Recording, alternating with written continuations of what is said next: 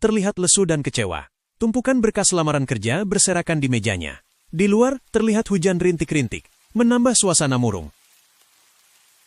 Namaku Wisnu, 26 tahun. Sejak lulus kuliah, mencari pekerjaan seperti menjadi rutinitas tanpa akhir. Setiap hari, tumpukan CV dan lamaran kerja ini seakan menertawakanku. Aku mengirim puluhan, bahkan ratusan lamaran, tapi tak ada satupun yang berhasil. Aku lelah. Sangat lelah. Wisnu bangkit dari kursinya. Ia menatap cermin.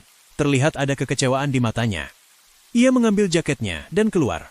Wisnu berjalan di tengah rintik hujan, menunduk lesu. Hampir setiap hari, aku merasa seakan aku satu-satunya orang yang gagal. Teman-temanku sudah mapan, punya karier, bahkan ada yang sudah menikah. Aku masih di titik yang sama. Perasaan ini seperti beban yang semakin hari semakin berat. Aku mulai membandingkan diriku dengan orang lain. Dan setiap perbandingan itu hanya membuatku semakin merasa tak berharga. Kilas balik.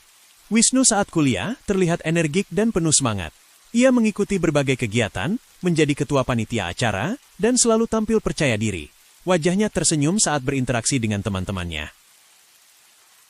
Dulu, aku adalah Wisnu yang berbeda. Wisnu yang bersemangat, yang percaya bahwa setelah lulus, dunia akan menyambutku dengan tangan terbuka. Tapi kenyataan tidak seindah itu. Dunia terasa keras, sangat keras. Kembali ke masa kini. Wisnu duduk di sebuah bangku taman, masih dalam guyuran rintik hujan. Seorang kakek tua, usia 70-an, yang sedang menyirami tanaman di sekitarnya, mendekati Wisnu. "Kakek, nak, kenapa duduk di sini saat hujan? Pakaianmu bisa basah." Wisnu mendongak, matanya yang kosong menatap si kakek. "Wisnu, tidak apa-apa, kek. Saya cuma butuh sendiri."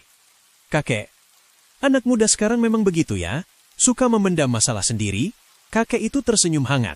Ia duduk di samping Wisnu. Mereka berdua terdiam beberapa saat. Hanya suara hujan yang terdengar. "Kakek, dulu waktu kakek muda, hidup juga tidak mudah. Banyak hal yang kakek inginkan, tapi tidak semua bisa kakek dapatkan. Kakek sempat merasa gagal, sama seperti kamu." "Wisnu, lalu, bagaimana kakek bisa melewatinya?" Kakek belajar satu hal, nak. Hidup itu bukan tentang membandingkan, tapi tentang menyelesaikan perjuanganmu sendiri. Ada orang yang beruntung, ada yang harus bekerja lebih keras, tapi pada akhirnya, jalan kita berbeda-beda. Jangan buang energimu untuk iri pada keberhasilan orang lain. Fokus saja pada keberhasilanmu, sekecil apapun itu." Wisnu terlihat merenung. Kakek itu bangkit, lalu memberikan sekuntum bunga kecil dari tanamannya kepada Wisnu. "Kakek, bunga ini tidak mekar di waktu yang sama dengan bunga di sana. Tapi, apakah itu berarti bunga ini gagal? Tidak. Dia hanya sedang menunggu waktunya. Sama seperti kamu. Waktumu akan tiba." Kakek itu tersenyum dan berjalan pergi. Wisnu memandang bunga di tangannya. Tetesan air hujan di kelopak bunga itu terlihat seperti air mata yang membersihkan. Wajah Wisnu perlahan berubah. Dari yang tadinya murung menjadi penuh harapan. Perkataan kakek itu seperti air sejuk yang membasuh kekecewaanku.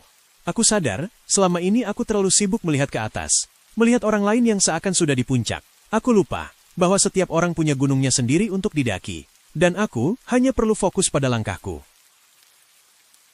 Wisnu kembali ke rumah. Kali ini, ia membereskan tumpukan berkasnya. Ia duduk di depan laptop. Kali ini, tatapannya berbeda. Ada tekad yang menyala. Mulai hari ini, aku bukan lagi Wisnu yang membanding-bandingkan. Aku adalah Wisnu yang berjuang. Aku akan belajar, mengasah kemampuan, dan memperbaiki apa yang kurang. Aku tidak akan menyerah, bukan karena aku harus mengejar orang lain, tapi karena aku berhak meraih kebahagiaanku sendiri. Wisnu tersenyum. Ia kembali mengirimkan lamaran, tapi kali ini, ada keyakinan yang terpancar dari wajahnya. Pesan moral. Perjalanan setiap orang berbeda-beda. Jangan biarkan perbandingan dengan orang lain merenggut semangatmu. Fokus pada perjuanganmu sendiri, karena setiap orang punya waktunya untuk mekar.